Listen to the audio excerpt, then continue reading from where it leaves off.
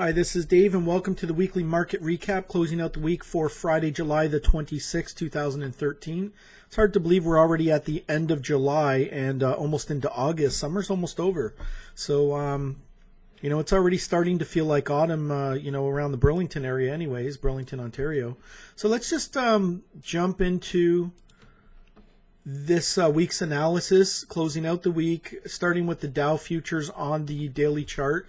So this is a really sort of tough area to be in. We've got some cross currents in the market here, and I'll explain what I mean from a technical perspective. So, we had markets last week hitting new highs. So we have new highs in the market, new all-time highs, by the way. We've got zero resistance overhead. We've got this, this cup pattern here, which looks like, we could be looking at, a breakout of this cup pattern here, which has had some time to develop. It's sold off, it held these lows, and it's coming back up to the highs. And it looks like, we could push substantially higher. So in terms of where, the market could go to, looking at this scenario, the 1272 extension above this sort of pattern, this cup pattern here, would bring us to 15,740-ish, all the way up potentially at the 1618 to just over 16,000. So that's the bullish scenario. Now, the bearish scenario is that, let me just grab the red pen here for the bearish scenario. The bearish scenario here is that, the market has sort of petered out here in a sense from a momentum perspective. So you have, momentum indicators look like they're very toppy. You have, price divergences here, some technical divergences where price is going higher.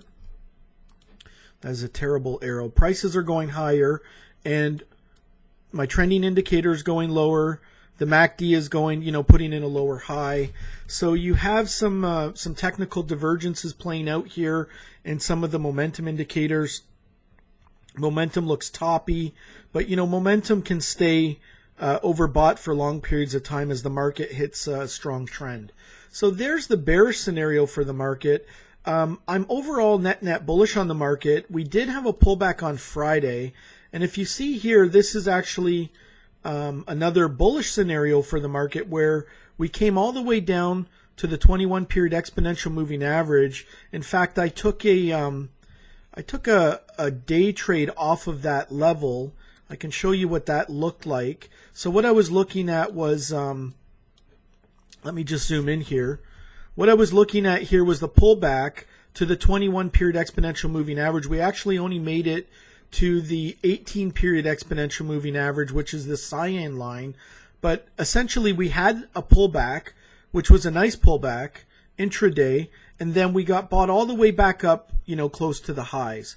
So at this point in time, I'm not, I'm really mixed on the analysis. If you look at the markets from a seasonality perspective, there's no real seasonal bias going into this time of the year. In fact, the markets usually just, they chop sideways to slightly lower, all the way into, historically into, August, September, and I believe, they start taking off in September. I'd have to double check that. But over the next 2 months, you don't really have a seasonal bias either way. So, except, this kind of action. So, let me just jump over to, here's a trade.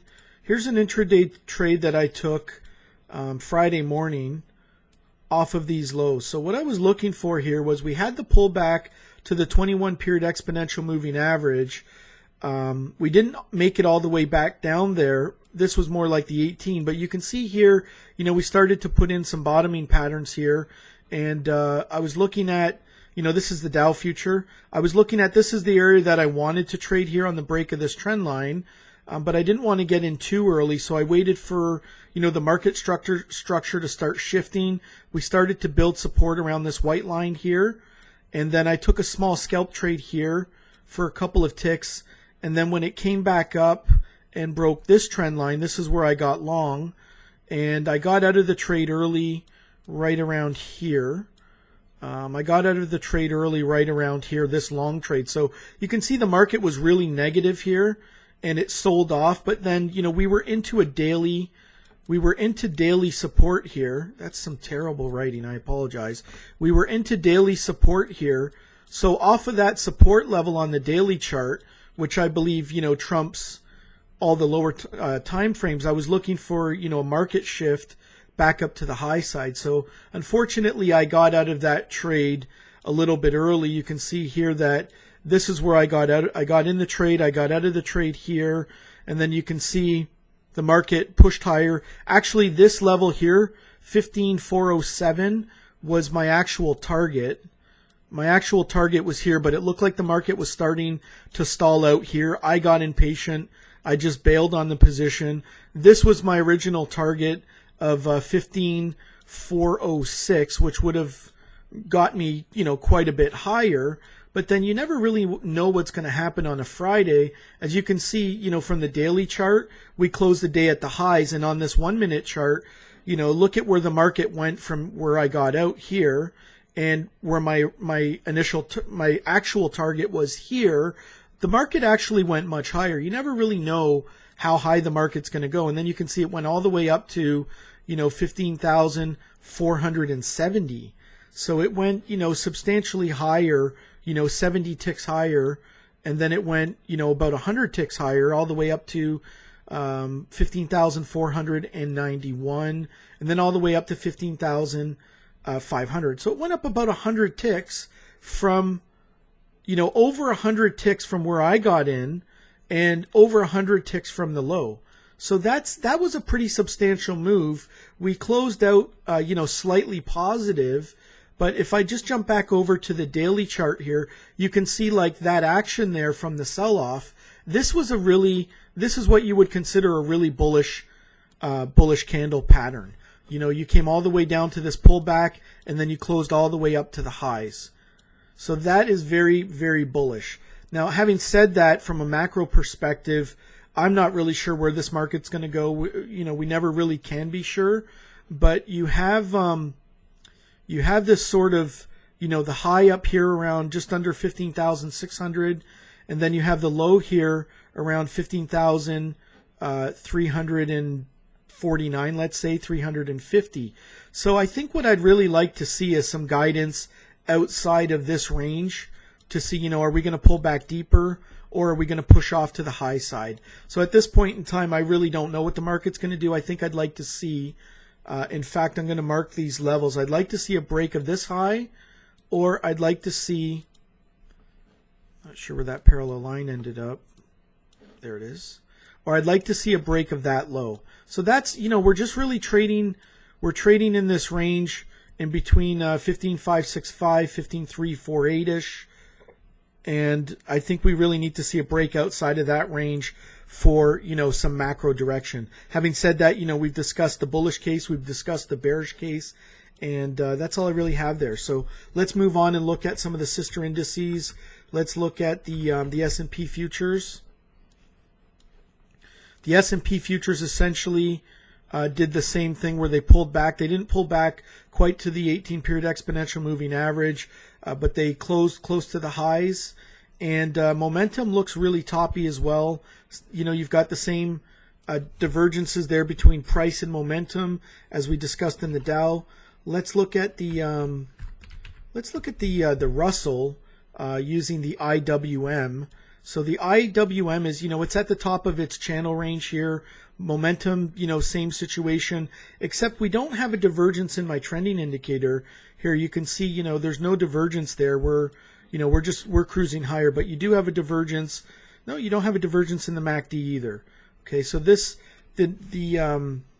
IWM, which tracks the Russell small cap index, looks off to the races. Having said that, it's at the top of its range. Let's look at the in terms of its channel. Let's look at the NQ, the Nasdaq. So the Nasdaq looks actually fairly strong as well. It pulled back not quite as far, and momentum is pulled back as well. You can see the slow stochastic is pulled back below its 80 line, and but we closed really, really strong on the day. So the NASDAQ doesn't look, you've got a divergence in the MACD, but the NASDAQ is sort of following the same scenario. It's sort of in between the Russell and the S&P and the Dow. So it's somewhere in between. Now let's take a look at the dollar index. So the dollar index, I believe I was looking for it to hold some support here at the 618 and the 8235-ish level, and it's just closed the week off pretty weak, which opens up the potential to test these lows. But having said that, I'm still I'm not negative on the dollar index, and at this point I'm not really bullish on the dollar index, but I am recognizing that momentum is bottomed here, and I wouldn't be that interested in, betting on the short side of the dollar index when, all the momentum is basically gone, to the downside. Normally when this happens, I'm usually looking for some sort of a snapback back to the high side. So I'm not sure exactly how low this is going to go, if we're going to retest the lows, or if maybe we're going to catch a bit early next week and pop back up to the high side, or if we're just going to, do this sort of sine wave, fluctuation back and forth. So that's all I really have for the dollar index. We are testing the zero line here on the MACD, and we closed with a bullish trending indicator. I mean a bearish trending indicator. So as far as I'm concerned, this is really just stuck in the range. I was expecting it to sort of catch a bit earlier in the week, but that hasn't happened. So I'm not, I don't even really have that clear of. We're just sort of stuck in the middle of the middle here on the dollar index. Let's take a look at the euro and see if that gives us an indication. The euro looks more bullish than bearish here to me. Momentum is overdone to the high side. But this opens up a retest of these highs up around 134. And, we were very wishy-washy last week where we said, we were expecting, the euro to sort of sell off. But, we recognized that we had an 8-period moving average crossing over the 21-period moving average, and it was tailing, off of those levels down here. And now we've broken this 618, and to the high side, we've broken these highs. We closed with a doji on the day. So, we could come back and retest these highs. This is the same sort of scenario where we're just sort of doing this. Momentum's overdone. We're bullish on the trending indicator, testing zero line resistance. So I would just stay away from these. I'm just looking at this instrument from an analysis perspective. I don't think that these markets are really 50-50. I don't think they're tradable. I don't think, there is, I don't have an edge. I don't see any sort of a technical edge here where I could say, yes, this looks more bullish than bearish and vice versa. So I'm just sort of looking at it for what it's worth. Let's take a look at the 30-year bond a little bit earlier in this analysis. So the 30-year bond, it looks like we might have a short-term bottom in play here. I don't really have a lot on this either. I was looking at this with one of my trading room members, and we're close to, at this low, we're close to weekly long-term support. I'm not going to pull up the weekly chart, but I was looking at, this market pushing up higher in order to look at maybe levels to get short this market.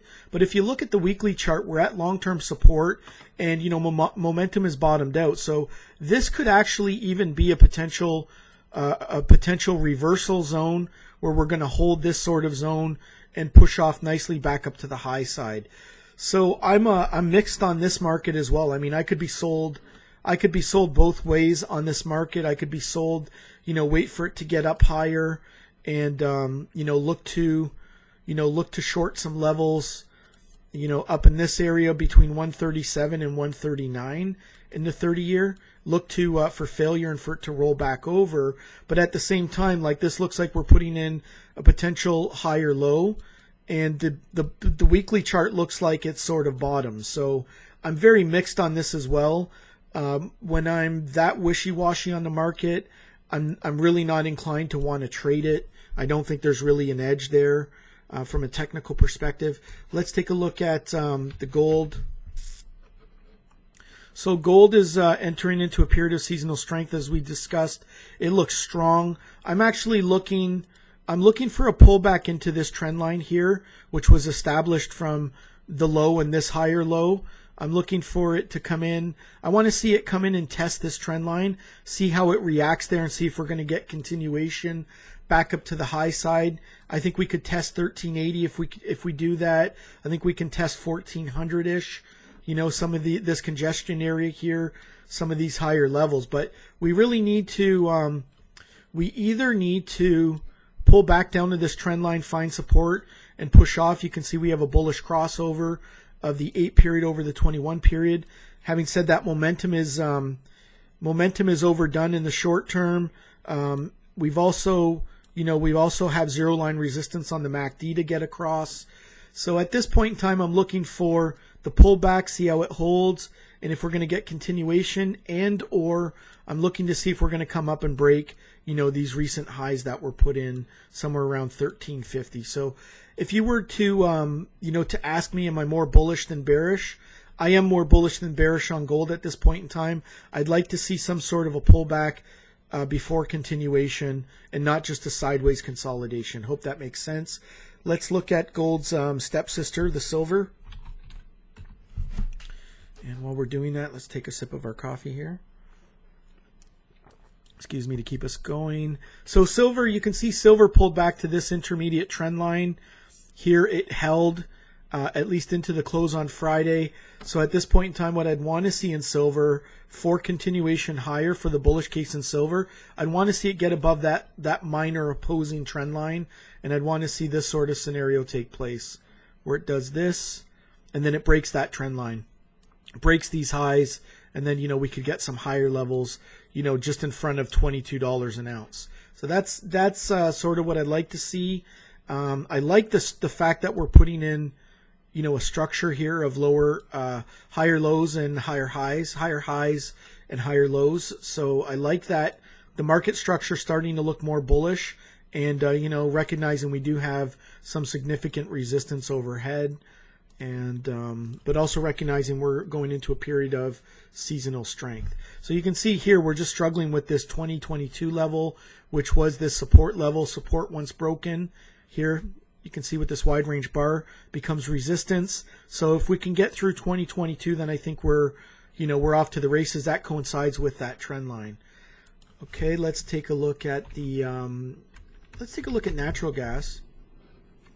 So natural gas, I was expecting continuation to the high side off of this, the break of this trend line. We broke above $3.78 in here last week. I was expecting it to continue into, $4.10 into this downtrending trend line. And all we really did was come all the way back into these lows. So as long as we hold, $3.52 on a closing basis, I'm still slightly more bullish than bearish on the natural gas in terms of expecting it to continue a little bit higher. But having said that, it's really just, it's got to hold this low, and it's looking weak. So, when you look at these kind of trades, like I personally wouldn't be able to trade this breakout in the futures market, because this kind of a pullback it's just enormous. But let's say trading small using an option position, I would stay in this trade personally unless we broke this low. So then what I'd be looking for is to hold this low, continuation back to the high side. If we broke this low, I would just get out of the trade and consider it a stop out. So that's all I have for the natural gas. It's, my analysis from last week, I'm going to stick with that as long as it holds $3.52. Let's take a look at the crude oil. So crude oil had a nice little pullback into this breakout level here back into the 21 period moving average. Let me be clear on this. It pulled back into the 21 period moving average and the breakout of these highs here into about $1.350, $1.361. If we can get back up above this minor trend line, then I would expect continuation higher up to 110 to 115. That's the level we've been looking at. I like this because this is the first test. This is the first test of the 21 EMA, And because of that, I like it for continuation higher. But having said that, we hit it once, we hit it twice, and we didn't get that much of a bounce. So I'm going to be looking on some of the shorter term time frames to see if we can, get something going back to the high side, or if we can break, that minor opposing trend line and at least retest those highs. So that's all I have. Excuse me, for the crude oil. I like it from the stochastic perspective. Where momentum's going down, but the fast stochastic looks like it locked in this W pattern. This is something Rob Hoffman talks about quite a bit. So the expectation is from here that the next bar is going to be a push back up to the high side. So that, coupled with support here at the 21 EMA, could see a bounce above that trend line. That's where I'm more leaning. If that doesn't happen, then we'd be looking at a move, somewhere either down to this trend line or a move down to what I'd be looking at. The expectation would be a move maybe down to the 618 of this minor low to this high, which would bring us all the way back down potentially to this breakout area right in here. So I like it all the way down into this breakout level here. I realize and I recognize that is a wide, range, but really, in order to trade this, from my perspective, what I would be doing is I would be looking for signs of a bottom off of support and looking to see where and when it's going to roll back to the high side using smaller time frames and establish risk based on that. I hope that makes sense. I think we've covered most of the markets. Just trying to think. Let's look at the USD CAD. The USD CAD really didn't get anything going. It just broke that support level we were looking at, but it's into that trend line from last week. I was expecting potentially it to hold this area last week and to start pushing back up to the high side and do a measured move, the distance of, that range or this range, which is almost the same, hence the measured move. So that's what I was looking for. We didn't break this support level entirely, and you can see momentum is bottoming out. So I still like this, but you really need to see the momentum wrap back up to the high side and maybe get the stochastics back up above, cross back over the 20 line. And then I think, off of that support level, coupled with momentum, a momentum shift, I like it. The original analysis. If we just stay buried here and we break that support level, then I think you need to look at, a test of the next support level. I think is going to be, these lows or, where this trend line and those lows come together. Hope that makes sense. I'm trying to think, do I have anything else this week? We covered the stock indices, the euro dollar index, the 30-year. Let's take a quick look at the 10-year. We also covered crude oil, natural gas. That's all I really have. Covered the USD CAD. Let's just take a quick look at the 10-year. So the 10-year, the 10-year looks fairly similar to the 30-year. I don't really have anything on that. So let's wrap this video. Good trading and investing, and we look forward to seeing you at the next video update. I'll be starting to. I'm going to be on holidays for 2 weeks, and I'll be starting to, when I get back, put together some events for next season CSTA and possibly for the Burlington Meetup Group, and we'll look at organizing some events going forward for the start of next season. I consider the start of next season into September, kind of coinciding with the school year for all those that have children. That seems to be when people get back to business. So if you're on holidays, have a great holiday. Stay out of trouble in the markets, and I'll look forward to seeing you at the next update. All the best.